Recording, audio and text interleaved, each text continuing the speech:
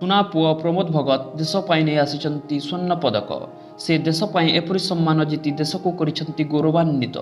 ଓଡ଼ିଶାର ବରଗଡ଼ ଜିଲ୍ଲାର ଅତାବିରାର ପୁଅ ଯାଇ ପହଞ୍ଚିଥିଲେ ଟୋକିଓରେ ଏବଂ ସେଠାରେ ସମସ୍ତ ଖେଳାଳିଙ୍କୁ ପଛରେ ପକାଇ ସେ ଆଜି ଜିତିଛନ୍ତି ସ୍ୱର୍ଣ୍ଣ ପଦକ। ସେହି ସୁନା ପୁଅ ପ୍ରମୋଦଙ୍କ ସଂଘର୍ଷର କାହାଣୀ ଥିଲା ଅତ୍ୟନ୍ତ କଠିନ। ତାଙ୍କ ସଂଘର୍ଷର କାହାଣୀ ଜାଣିବା ପୂର୍ବରୁ ଆପଣ ଯଦି ଆମ ଚ୍ୟାନେଲକୁ ସବସ୍କ୍ରାଇବ୍ କରିନାହାନ୍ତି ତେବେ ଶୀଘ୍ର ଯାଇ ସବସ୍କ୍ରାଇବ୍ କରିନିଅନ୍ତୁ, କାରଣ ଏମିତି ଇଣ୍ଟରେଷ୍ଟିଂ ଏବଂ ନଲେଜେବୁଲ୍ ଭିଡ଼ିଓର ନୋଟିଫିକେସନ୍ ପ୍ରଥମେ ଆପଣଙ୍କ ପାଖରେ ପହଞ୍ଚି ପାରିବ। ଜୁନ୍ 4, 1988 ଦିନ ପ୍ରମୋଦ ଭଗତ ଓଡ଼ିଶାର ବରଗଡ଼ ଜିଲ୍ଲାର ଅତାବିରା ଗ୍ରାମରେ ଜନ୍ମଗ୍ରହଣ କରିଥିଲେ। ଯେତେବେଳେ ସେ 5 ବର୍ଷ ବୟସର ହୋଇଥିଲେ ତାଙ୍କୁ ଆକ୍ରମଣ କରିଥିଲା ପୋଲିଓ। ଏଥିରେ ସେ ପୁରାପୁରି ଭାଙ୍ଗି ପଡ଼ିଥିଲେ। ତଥାପି ସେ ସ୍କୁଲ ଯାଇ ପାଠ ପଢ଼ିବା ଆରମ୍ଭ କରିଦେଇଥିଲେ। ସେ ପାଠ ଭଲ ପଢ଼ୁଥିଲେ ମଧ୍ୟ ତାଙ୍କୁ ପାଠ ପଢ଼ିବା ପାଇଁ ଅଧିକ ସୁଯୋଗ ମିଳିପାରିନଥିଲା। ସେ ଛୋଟବେଳରୁ ହିଁ କିଛି ସ୍ୱତନ୍ତ୍ର କରିବା ପାଇଁ ମନ ପୋଷଣ କରିଥିଲେ। ଯେତେବେଳେ ପ୍ରମୋଦ ଛୋଟ ଥିଲେ ସେତେବେଳେ ତାଙ୍କ ଘର ସଦସ୍ୟ ଏବଂ ପଡ଼ୋଶୀ ମିଶି ବ୍ୟାଡମିଣ୍ଟନ ଖେଳୁଥିଲେ। ବାରମ୍ବାର ବ୍ୟାଡମିଣ୍ଟନ ଖେଳ ଦେଖି ସେ ଅନୁପ୍ରାଣିତ ହୋଇଥିଲେ ଓ ସେ ମଧ୍ୟ ଖେଳିବା ପାଇଁ ମନ ବଳାଇଥିଲେ।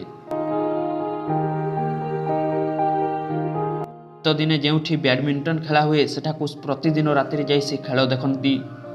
ଦିନେ ସେ ସାହସ ବାନ୍ଧି ନିଜେ ଖେଳିବା ପାଇଁ ଅନୁମତି ମାଗିଥିଲେ, କିନ୍ତୁ ସେଠାରେ ଥିବା ଲୋକେ ତାଙ୍କର ଅବସ୍ଥାକୁ ଦେଖି ତାଙ୍କ କଥାକୁ ହସରେ ଉଡ଼ାଇ ଦେଇଥିଲେ ଏବଂ କହିଥିଲେ, ତୁ କ'ଣ ଏ ଖେଳ ଖେଳିବୁ? ତୋ ଦ୍ୱାରା ଏହା ସମ୍ଭବ ନୁହଁ। ମନ ଦୁଃଖରେ ସେଦିନ ସେ କାନ୍ଦି କାନ୍ଦି ଘରକୁ ଚାଲି ଆସିଥିଲେ ଓ ନିଜକୁ ନିଜେ ସେ ଦୃଢ଼ବଦ୍ଧ କରାଇଥିଲେ। ସେମାନଙ୍କ ସହିତ ଖେଳିବା ପାଇଁ ପ୍ରମୋଦ ବହୁତ ଥର ଚେଷ୍ଟା କରି ଦେଖିଥିଲେ ମଧ୍ୟ ସେମାନେ ପ୍ରମୋଦକୁ କେବେ ବି ଖେଳାଇ ନଥିଲେ। ତଥାପି ସେ ଏଥିରେ ବ୍ୟଥିତ ହୋଇନଥିଲେ, ବରଂ ଏ ବିଷୟରେ ନିଜ ସମ୍ପର୍କୀୟଙ୍କୁ ଜଣାଇଥିଲେ ଓ ପରେ ସମ୍ପର୍କୀୟଙ୍କ ସହ ପ୍ରଥମେ ଛାତ ଉପରେ ବ୍ୟାଡମିଣ୍ଟନ ଖେଳିବା ଆରମ୍ଭ କରିଦେଇଥିଲେ। ଆଉ ସେଠାରୁ ଆରମ୍ଭ ହୋଇଥିଲା ତାଙ୍କର ସଫଳତାର ଯାତ୍ରା। ବିଶ୍ୱ ପାରାଲିମ୍ପିକ୍ ବ୍ୟାଡମିଣ୍ଟନରେ ଆଜି ସେ ପ୍ରଥମ ସ୍ଥାନ ଅଧିକାର କରି ଇତିହାସ ରଚିଛନ୍ତି ଆଉ ଅନେକଙ୍କ ପାଇଁ ପ୍ରେରଣା ମଧ୍ୟ ସାଜିଛନ୍ତି। ଯେଉଁମାନେ ଛୋଟବେଳେ ପ୍ରମୋଦକୁ ଖେଳିବା ପାଇଁ ସୁଯୋଗ ଦେଇନଥିଲେ ସେମାନେ ଆଜି ପ୍ରମୋଦଙ୍କ ଏପରି ସଫଳତା ଦେଖି ଆଶ୍ଚର୍ଯ୍ୟ ହୋଇପଡ଼ିଛନ୍ତି।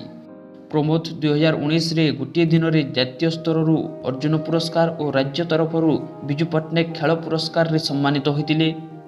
ଆଉ ଆଜି ସେ ବିଶ୍ୱ ପାରାଲିମ୍ପିକ୍ରେ ସ୍ୱର୍ଣ୍ଣ ପଦକ ଜିତି ନିଜ ମାଟି ପାଇଁ ତଥା ଦେଶ ପାଇଁ ଗୌରବ ଆଣିଦେଇଛନ୍ତି। ଯଦି ଭିଡ଼ିଓ ଭଲ ଲାଗିଛି ତେବେ ଭିଡ଼ିଓକୁ ଏକ ଲାଇକ୍ କରନ୍ତୁ ଏବଂ ଏପରି ଇଣ୍ଟରେଷ୍ଟିଂ ଏବଂ ନଲେଜେବୁଲ୍ ଭିଡ଼ିଓର ପ୍ରଥମେ ନୋଟିଫିକେସନ୍ ପାଇବା ପାଇଁ ଆମ ଚ୍ୟାନେଲକୁ ସବସ୍କ୍ରାଇବ୍ କରନ୍ତୁ।